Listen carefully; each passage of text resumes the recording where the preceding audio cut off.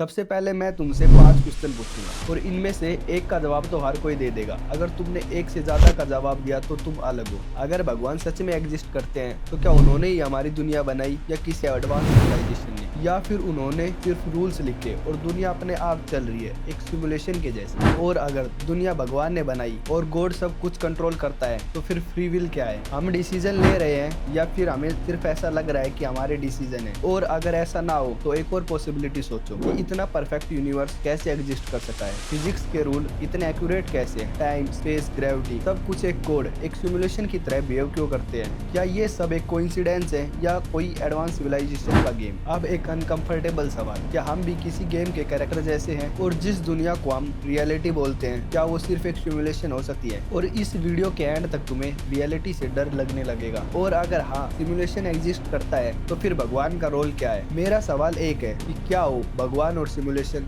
दोनों एक ही हो, डिफरेंस सिर्फ लैंग्वेज का हो? क्योंकि पुराने टाइम में लोग उन्हें गॉड कहते हो और अब हम उन्हें गॉड या एक सिमुलेशन कहते हैं, क्योंकि हजारों साल पहले ये कहा गया था कि दुनिया एक माया है और अब साइंस बोल रही है कि दुनिया सिर्फ एक इल्यूजन है। फर्क सिर्फ इतना सा है कि तब बिलीफ था और आज कैलकुलेशन है। अगर हमारी दुनिया एक सिमुलेशन है तो फिर प्रेयर क्या है? या ये कहे कि प्रेयर सिर्फ एक सिस्टम को भेजी गई रिक्वेस्ट है, तो फिर मिरेकल क्या है? क्या ये एक कोड का कोई ओवररीड है? और अगर सच में कोई हमें ऊपर से देख रहा है तो क्या वो सिर्फ हमें ऑब्जर्व कर रहा है या फिर वो हमें जज कर रहा है? एक लास्ट क्वेश्चन, अगर हम सच में सिमुलेशन में हैं तो फिर हम इम्पोर्टेंट है या डिस्पोजेबल, एक्सपेरिमेंट, एंटरटेनमेंट या सिर्फ एक बाई प्रोडक्ट? अभी तक तो मैंने तुमसे सिर्फ क्वेश्चन पूछे जिसका जवाब कमेंट सेक्शन में सिर्फ 10% लोगों ने ही दिया होगा, तो कमेंट सेक्शन में जवाब जरूर दे, क्योंकि हर सवाल का जवाब हाँ या ना नहीं होता। कुछ सवालों का जवाब ढूंढने के लिए हमें अपने माइंड के लेवल को शार्प करना पड़ता है। तो चलो सबसे पहले भगवान वाले क्वेश्चन का आंसर ढूंढते हैं।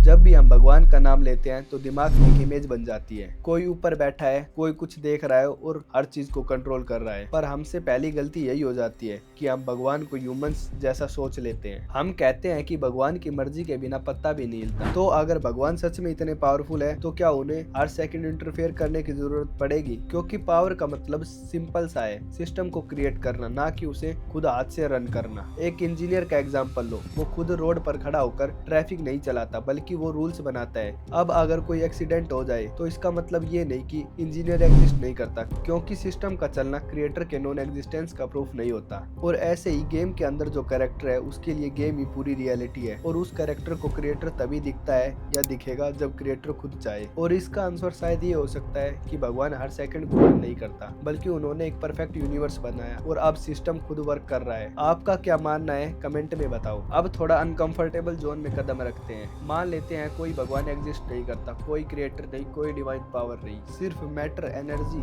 और टाइम यही एग्जिस्ट करता है। तो ये सवाल कहाँ से आता है? और प्रॉब्लम भी यहीं से शुरू होती है। अगर सब कुछ रैंडम होता तो फिर सब कुछ रूल बेस्ड क्यों है? और फिजिक्स के रूल हर जगह सेम क्यों है? और टाइम हमेशा एक ही डायरेक्शन में क्यों फ्लो करता है? क्योंकि जो रैंडम चीज होती है वो रूल फॉलो नहीं करती, उनका सिर्फ एक ही रूल होता है, वो प्रिडिक्टेबल नहीं होती। पर हमारा यूनिवर्स तो प्रिडिक्टेबल है, क्योंकि प्लैनेट्स कभी भी ऑर्बिट नहीं तोड़ते और टाइम कभी और लाइट की स्पीड कभी भी रैंडमली चेंज नहीं होती, क्योंकि रैंडम चीजों से कंसिस्टेंसी नहीं निकलती। और अगर भगवान नहीं है तो फिर भी सिस्टम हो सकता है, परंतु सिस्टम बिना डिजाइनर के रन नहीं कर सकता, क्योंकि कंप्यूटर भी बिना प्रोग्रामर के एग्जिस्ट नहीं करता और गेम भी बिना क्रिएटर के नहीं चल सकता। क्योंकि भगवान का मतलब है कोई एडवांस सिविलाइजेशन, क्योंकि नाम बदल जाता है बट रोल हमेशा सेम ही रहता है। क्योंकि सिमुलेशन थ्योरी यही बोलती है कि भगवान झूठ है, वो ये बोलती है कि अगर एडवांस सिविलाइजेशन एग्जिस्ट करती है तो वो रियलिटी को बदल सकती है और रियलिटी को बना भी सकती है। और अगर ऐसा हो चुका है तो प्रोबेबिलिटी के अकॉर्डिंग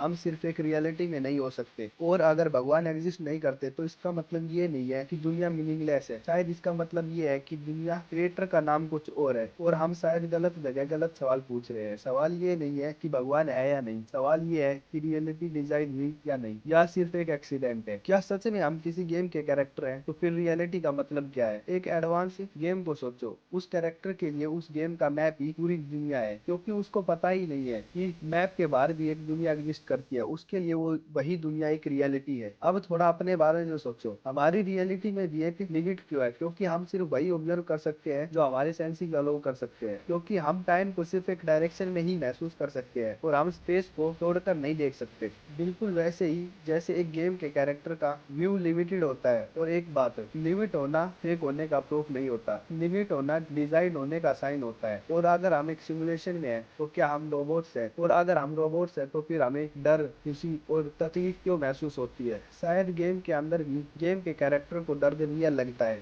रियलिटी का फील लेवल पर डिपेंड करता है। तो फिर गॉड का रोल क्या है? यहीं पर ही एक कंफ्यूजन होता है। लोग सोचते हैं अगर सिमुलेशन है तो फिर भगवान का क्या काम? पर हो सकता है गॉड और सिमुलेटर दोनों अलग ना हो, क्योंकि गेम के कैरेक्टर के लिए डेवलपर एक गॉड जैसा ही होता है। तो कभी भी जब सिस्टम ब्रेक होता है तो हम उसे मिरेकल का रूप दे देते हैं। अब एक इम्पोर्टेंट सवाल, अगर हम कैरेक्टर हैं तो फिर गेम कौन चला रहा है? और क्वेश्चन ये है कि हम गेम को समझने की कोशिश कर रहे हैं या सिर्फ लेवल क्लियर कर रहे हैं। और रियलिटी का असली टेस्ट ये नहीं है कि तुम जीते या हारे, बल्कि रियलिटी का असली टेस्ट ये है कि तुमने सोचा या नहीं। और अब फ्री विल क्या है? क्या हम सच में डिसीजन ले रहे हैं या फिर हमें लगता है हमें लेफ्ट जाना है, राइट, फाइट करना है या भागना है? शायद यही रूल्स फ्रीडम को लिमिट कर देते हैं, पर खत्म नहीं, क्योंकि रूल्स फिजिक्स डिसाइड करती है, टाइम का फ्लो फिक्स करती है और हम रेस्पॉन्स चूज करते हैं, क्योंकि सिचुएशन हमने क्रिएट नहीं की, पर उस सिचुएशन में हमें क्या डिसीजन लेना है ये हम खुद डिसाइड करते हैं।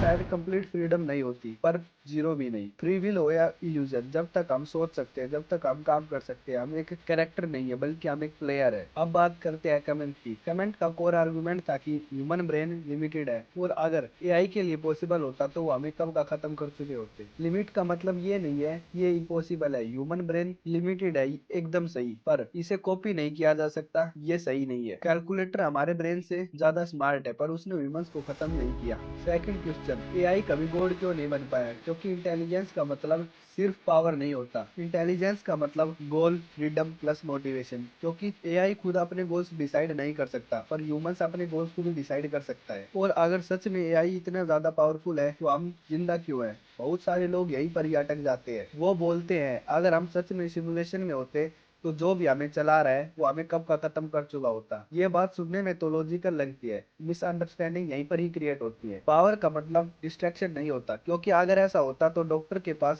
में मारने की शक्ति है लेकिन वो फिर भी इलाज करता है। टीचर के पास फेल करने की पावर है लेकिन फिर भी वो सिखाता है, क्योंकि हर चीज का पर्पज डिस्ट्रॉय करना नहीं होता। जो चीज पर्पजली बनाई जाती है उन्हें डिस्ट्रॉय नहीं किया जाता। एआई हमसे ज्यादा इंटेलिजेंट है लेकिन वो हमें डिस्ट्रॉय नहीं करता, क्योंकि सबका डिजायर अलग अलग होता है। एआई के पास इंटेलिजेंस है लेकिन वो अपने अकॉर्डिंग काम नहीं कर सकता और ना ही डिसीजन ले सकता है। और अगर गोल ऑब्जर्वेशन है, लर्निंग है और डाटा कलेक्ट करना है तो डिस्ट्रैक्शन उसके अपोजिट हो जाता है। और अगर हम सिमुलेशन में और तब भी एग्जिस्ट कर रहे हैं तो इसका मतलब ये नहीं है कि हम प्रॉब्लम है, बल्कि हम डेटा है उनके लिए। क्योंकि एक्सपेरिमेंट में सैंपल को मारा नहीं जाता बल्कि उसे समझा जाता है। अगर हम सिमुलेशन में होते तो हम मर चुके होते, ये कहना गलत है, क्योंकि जरूरी नहीं है ये। क्योंकि हो सकता है कि हम जिंदा भी इसलिए हैं क्योंकि हम उनके लिए इम्पोर्टेंट है। और सबसे डेंजरस बात, हो सकता है कि हमें डिस्ट्रॉय करना सबसे ज्यादा इजी ऑप्शन था लेकिन हमें फिर भी नहीं किया गया। और एक क्वेश्चन आपके लिए, अगर हम सिमुलेशन में हैं तो हम इम्पोर्टेंट है या फिर डिस्पोजेबल? और अगर आपका कोई अलग क्वेश्चन है तो कमेंट करके बताओ। और किस टॉपिक पर लॉन्ग वीडियो चाहिए कमेंट करके बताओ। चैनल को सब्सक्राइब करना और लाइक करना ना भूलें। जय हिंद।